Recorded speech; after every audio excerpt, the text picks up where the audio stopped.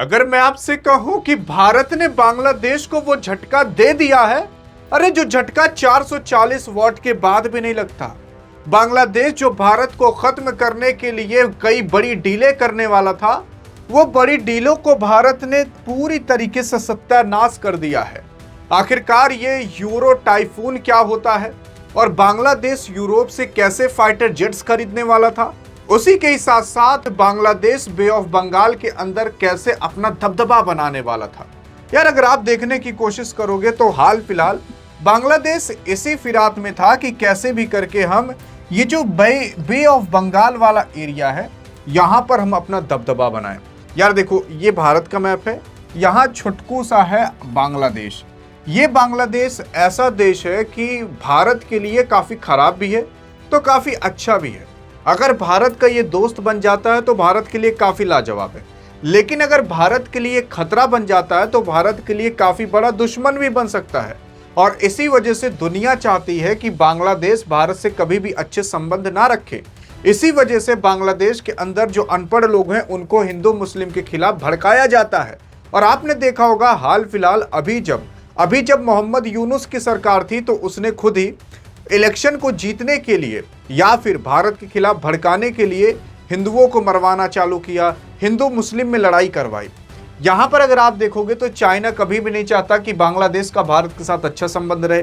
पाकिस्तान भी कभी नहीं चाहता कि भारत और बांग्लादेश का अच्छा संबंध रहे, क्योंकि कभी भी अगर भारत को चाइना के खिलाफ युद्ध करना पड़ा, पाकिस्तान के खिलाफ युद्ध करना पड़ा, तो पाकिस्तान बांग्लादेश से ये कह सके कि बांग्लादेश हम इधर से अटैक कर रहे हैं, तुम इधर से अटैक करो, या चाइना भी कहे कि हम ऊपर से अटैक कर रहे हैं, तुम भी बगल से अटैक कर दो, तो भारत कहां कहां संभालेगा।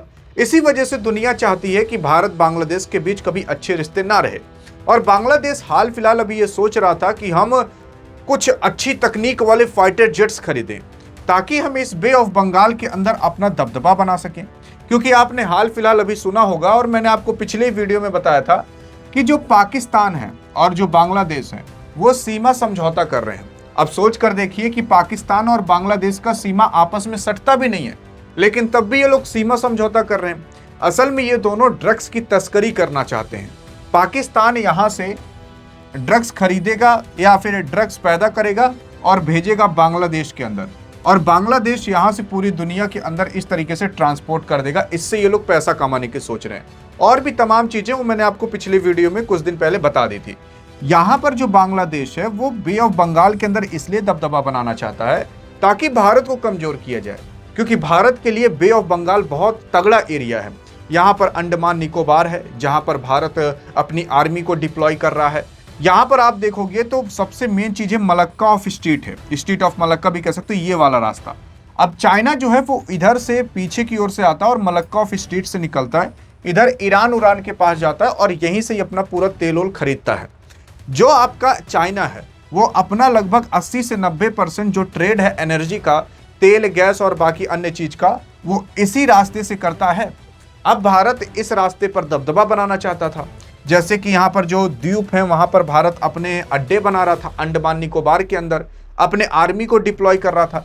तो भारत और चाइना में कभी भी युद्ध होता तो भारत केवल यही वाला मलक्का ऑफ स्ट्रीट, यही रास्ता बंद कर देता, तो चाइना का पूरी तरीके से जो ट्रेड था वो बंद हो जाता। लेकिन यही तो चाइना नहीं चाहता। इसी वजह से चाइना या पाकिस्तान या बांग्लादेश खुद ही ये सोच रहा था कि हम अपने एयरफोर्स को तगड़ा करें, क्योंकि अगर समुद्र में युद्ध लड़ना है तो दो ही प्रकार से आप लड़ सकते हो, नेवी के माध्यम से और एयरफोर्स के माध्यम से। मतलब हवा के माध्यम से भी आप अटैक कर सकते हो और पानी के माध्यम से भी आप अटैक कर सकते हो। तो बांग्लादेश के पास वैसे खतरनाक सबमरीन और एयरक्राफ्ट कैरियर खास कुछ है नहीं, और भारत के पास हैं, लेकिन ये फाइटर जेट्स तो खरीद सकते हैं। तो इस वजह से बांग्लादेश ने फाइटर जेट्स खरीदने की कोशिश की। किससे कोशिश की? तो यूरोप की कुछ कंट्रियों से कोशिश की। यूरोप के सभी कंट्रियों से नहीं, बल्कि एक यूरो फाइटर जेट टाइफून नाम का एक संगठन बना हुआ है, उससे। अब ये क्या है इसके बारे में आगे भी चर्चा करते हैं, लेकिन उससे पहले आप ये समझ जाइए कि आखिरकार भारत को तोड़ने के लिए बांग्लादेश को किस तरीके से लोग मजबूत करना चाहते हैं। उसी के साथ साथ अगर आप आगे देखने की कोशिश करोगे तो देख सकते हो कि ये है बे ऑफ बंगाल, और अगर आप अंडमान निकोबार देखना चाहते हो तो ये है बे ऑफ बंगाल और ये है अंडमान आइलैंड। यहाँ पर भारत अपनी आर्मी को डिप्लॉय कर रहा है ताकि स्टेट ऑफ मलक्का को अपने कंट्रोल में लिया जा सके। उसी के साथ साथ भारत की नेवी बहुत तगड़ी है, लेकिन अभी बांग्लादेश ये सोच रहा था कि हम भी कुछ फाइटर जेट्स खरीद सकें ताकि अगर भविष्य में कभी लड़ाई हो तो हम भारत के खिलाफ लड़ सकें, या फिर कभी भारत पाकिस्तान में लड़ाई हो तो पाकिस्तान बांग्लादेश को भड़का करके उनके फाइटर जेट्स का इस्तेमाल कर सके। लेकिन अब जो युद्ध होते हैं वो युद्ध यार केवल अब सीमा पर नहीं लड़े जाते, कुछ युद्ध अब रणनीति और राजनीति तौर पर भी लड़े जाते हैं। जैसे कि जब मोहम्मद यूनुसवा था तो आपने देखा होगा कि ये इटली जाकर और बाकी अन्य देशों से भाई साहब कुछ ऐसे फाइटर जेट्स खरीदने की मांग कर दिया था। बहरहाल इनको जरूरत क्यों पड़ी यार? देखो, पहली चीज तो बांग्लादेश के जो अभी फाइटर जेट्स हैं वो कित्थों लायक नहीं है। आप मान लो कि आप 1980 की गाड़ी चला रहे हो, उतने पुराने इनके फाइटर जेट्स हैं कि अगर ये लोग लड़ने के मूड में आ जाएं तो भाई साहब इनके पायलट्स को खुद डर लगता है कि कहीं हम उड़ाएं, खुदे लेगना बाहर आ पड़े। इसका मतलब ये है कि इनके फाइटर जेट्स किसी काम के नहीं, मतलब एयर फोर्स में तो ये पूरी तरीके से टूट चुके हैं। तो आप देखोगे जो बांग्लादेश है उसने इटली के साथ कुछ हस्ताक्षर किए थे जिसका नाम लेटर ऑफ इंटेंट था। लेटर ऑफ इंटेंट पर आपने कभी मतलब बहुत बार सुना होगा कि ए भैया ये देश जाकर लेटर ऑफ इंटेंट पर साइन कर दिया। लेटर ऑफ इंटेंट का मतलब ये होता है कि हम आपके साथ जिज्ञासा रखते हैं ये चीज खरीदने के लिए, खरीदे नहीं है, बस साइन किए कि हाँ चलो आपस में आगे बातचीत की जाएगी। तो उसी तरीके से एक चीज था, एक संगठन था जिसका नाम यूरो फाइटर्स टाइफून था। इस पर मतलब बांग्लादेश ने साइन कर दिया था इटली के साथ। अब ये जो यूरो टाइफून है, यूरो फाइटर टाइफून है, उसके अंदर टोटल 4 देश आते हैं, जर्मनी, ब्रिटेन या यूके कह सकते हो, इटली और स्पेन। काफी लोग सोचते हैं कि फ्रांस आता है कि नहीं, तो फ्रांस भैया नहीं आता, तो फ्रांस को मतलब काउंट मत किया करो। 1983 के अंदर ये यूरो फाइटर टाइफून बनाया गया था। ये है क्या? देखो यार, असल में 4 देश हैं यूरोप के अंदर जो आपस में मिल करके काफी खतरनाक फाइटर जेट्स बनाते हैं, जिसमें आपका जर्मनी आ जाता है, यूके आ जाता है, इटली आ जाता है और स्पेन आ जाता है। अब भारत को पता चल गया कि बांग्लादेश यूरो फाइटर टाइफून्स खरीदने वाला है, मतलब इन देशों से कुछ फाइटर जेट्स खरीदने वाला है। अब अगर आप जाओगे स्पेन से फाइटर जेट्स खरीदने तो खरीद सकते हो नॉर्मली, इटली से खरीदने जाओगे खरीद सकते हो नॉर्मली, लेकिन अगर आप यूरो फाइटर टाइफून खरीदना चाहते हो तो आपको इन 4 देश का समर्थन चाहिए जरूरी।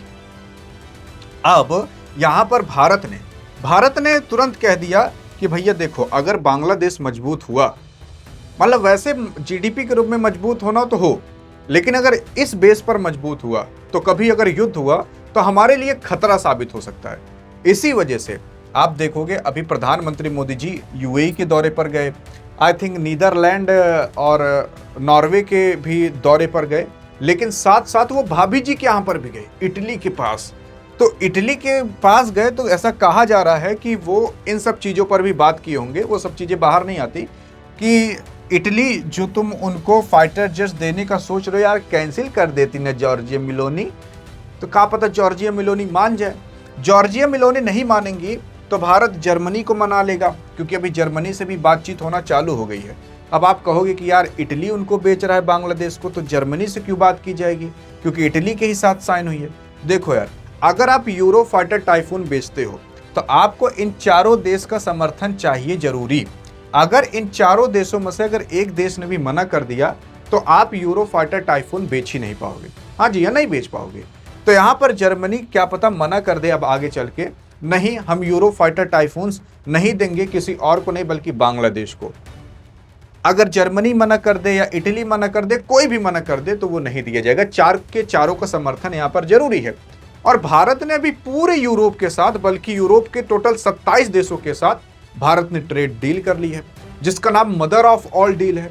तो भैया 2-4 फाइटर जेट्स, 10-15 फाइटर जेट्स या 50 फाइटर जेट्स के लिए भारत के साथ इतना बड़ा पंगा यूरोप तो नहीं लेगा, अगर उसके दिमाग होगा तो क्या पता भारत इन 4 देश में से एक देश को भी मना करके क्या पता ये डील कैंसिल करा दे। और अगर ये डील कैंसिल हो गई तो बांग्लादेश को ये नहीं मिल पाएगा। तो बांग्लादेश फड़फड़ाएगा कि हमें फाइटर जेट्स चाहिए, तो बांग्लादेश कहीं और नहीं बल्कि चाइना के पास भागेगा।